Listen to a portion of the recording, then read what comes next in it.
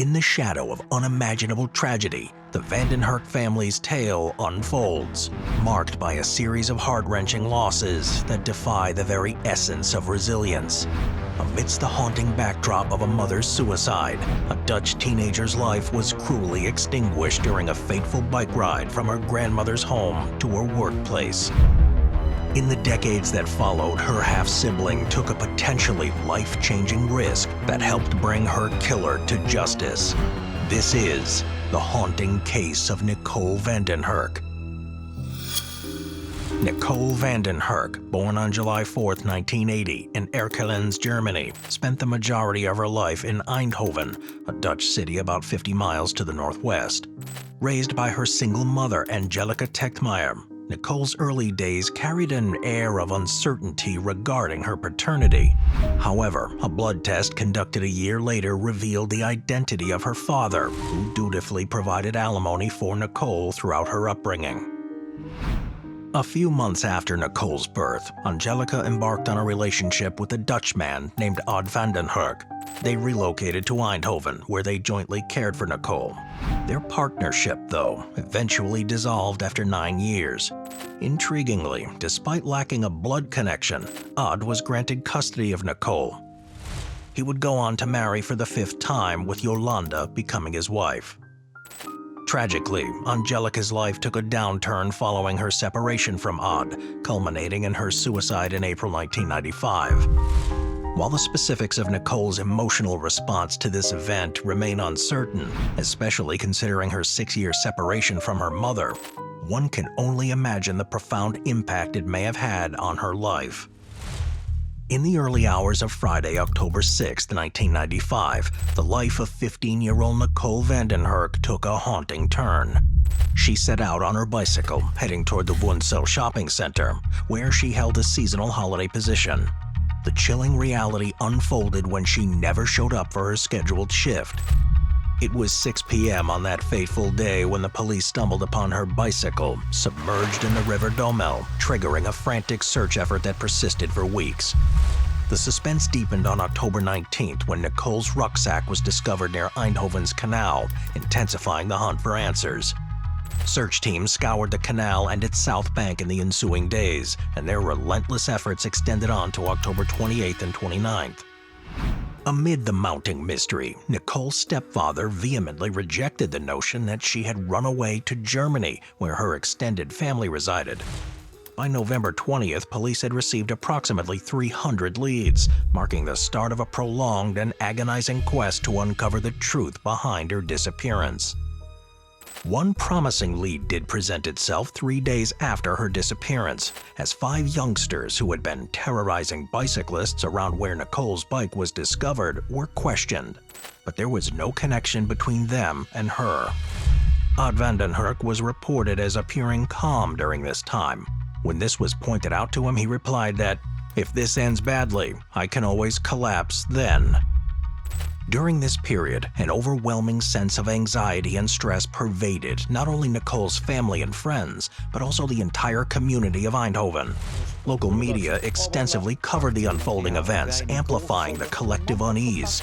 Initially, there was a glimmer of hope that Nicole had chosen to run away, possibly to Germany. However, the authorities on October 26 expressed skepticism about this theory. As time passed, their perspective shifted, and by November 12th, they had come to a different conclusion, believing that she had indeed run away from home.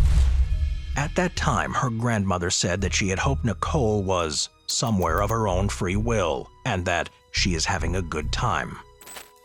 Tragically, on Wednesday, November 22nd, a passerby made a grim discovery in the wooded area between Mierlo and Lierop, where Nicole's lifeless body was found. Her untimely death sent shockwaves through the community. On November 28th, her funeral drew an immense crowd of approximately 1,000 mourners, a testament to the profound impact she had on those who knew her. Subsequent findings from her post-mortem examination revealed injuries, including 2 fractures to the jaw, head and finger injuries, and a rib injury believed to have been caused by stabbing. The heartbreaking discovery only deepened the mystery surrounding her tragic fate. The discovery of Nicole Vanden Hurk's lifeless body, bearing the haunting signs of rape, brought a semblance of closure to her shattered family and friends. Yet the shadows of uncertainty still loomed large, for her assailant remained elusive. A glimmer of hope emerged on February 8, 1996, when Selina Hartogs, a young woman from Eindhoven arrested in the United States, made a startling claim. She asserted that she had been coerced into drug trafficking by the very same individuals responsible for Nicole's tragic fate. The authorities, however, were skeptical of her account, and their investigation failed to corroborate her story. Then, suspicion cast a pall over Nicole's half-brother, Andy Vanden Hurk, leading to his arrest on May 22, 1996. Just as suddenly as he had been apprehended, Andy was released 5 days later, absolved of any wrongdoing.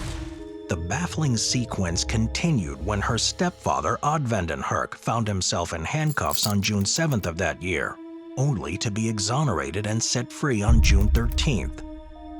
The motives behind these perplexing arrests remain shrouded in mystery.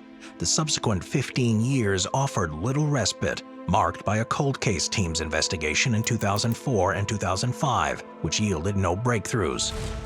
Then, as the case lay dormant, a revelation emerged, casting new light on the darkness that had engulfed Nicole's tragic demise. On March 8, 2011, Andy Vanden Hurk, then residing in England, sent shockwaves through social media when he posted a startling message on his Facebook page.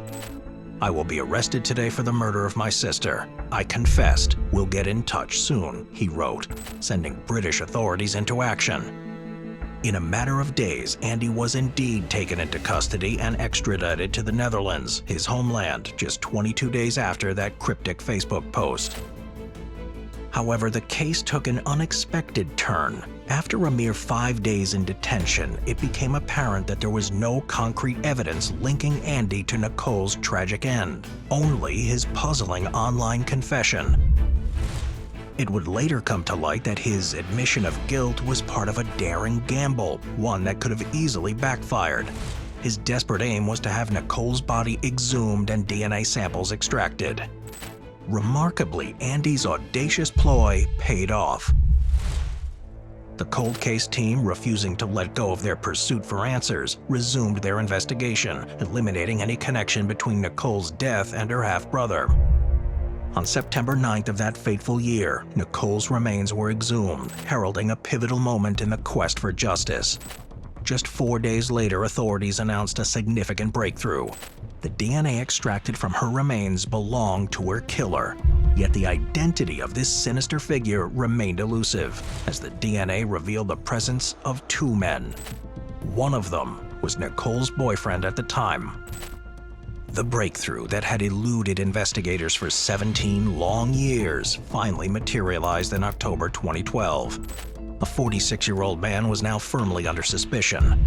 What set him apart from other potential suspects was his previous conviction in 2001 for the repeated rape of a woman he didn't know. In a chilling parallel, this crime mirrored Nicole's ordeal, involving an assailant ambushing her while she cycled. However, this was just the tip of the iceberg. His criminal history bore witness to the depths of his depravity, including the repeated rape of his girlfriend in 1999 and an earlier assault in 1987. Furthermore, his encounter with a psychiatrist after the 2001 conviction painted a terrifying picture. A man described as a vessel overflowing with hate, with ominous warnings that he posed a significant risk of committing further similar crimes, unless urgently addressed. The key to unlocking the truth lay in the DNA evidence collected since 1999, which was finally compared to the samples from the crime scene. The outcome was chillingly conclusive, with both semen and hair found on the victim matching his genetic profile. Yet bafflingly, he remained at large until January 14, 2014, leaving loved ones waiting anxiously for justice to be served. In compliance with Dutch media policy, the identity of the man arrested in Helmond, a city 10 miles northeast of Eindhoven, remained shrouded in secrecy. He became known only as Jos de G.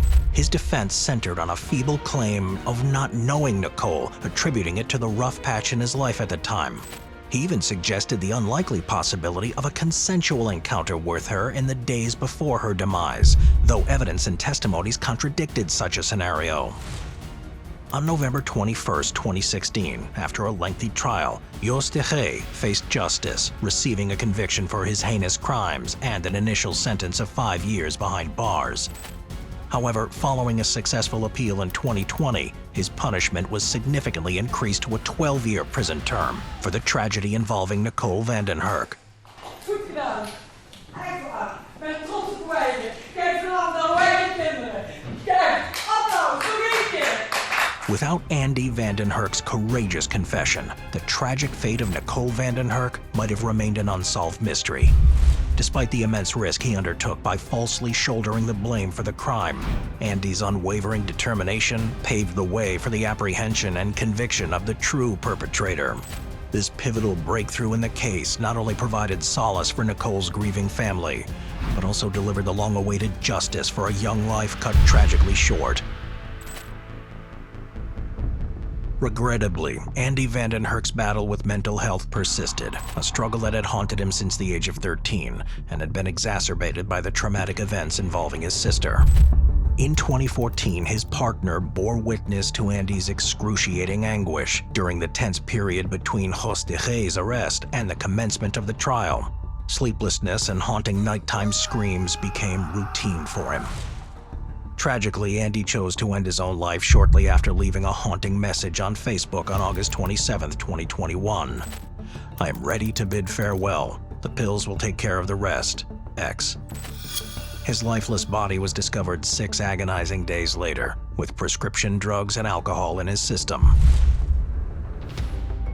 The brutal slaying of Nicole van den Hurk reverberated like a never-ending echo through the city of Eindhoven and the entire Netherlands, both in 1995 when it occurred and throughout the tumultuous 25 years leading to the Supreme Court's final verdict. While her murderer has been brought to justice and now resides behind bars, the enduring memory of Nicole will forever linger in the hearts of those who loved her.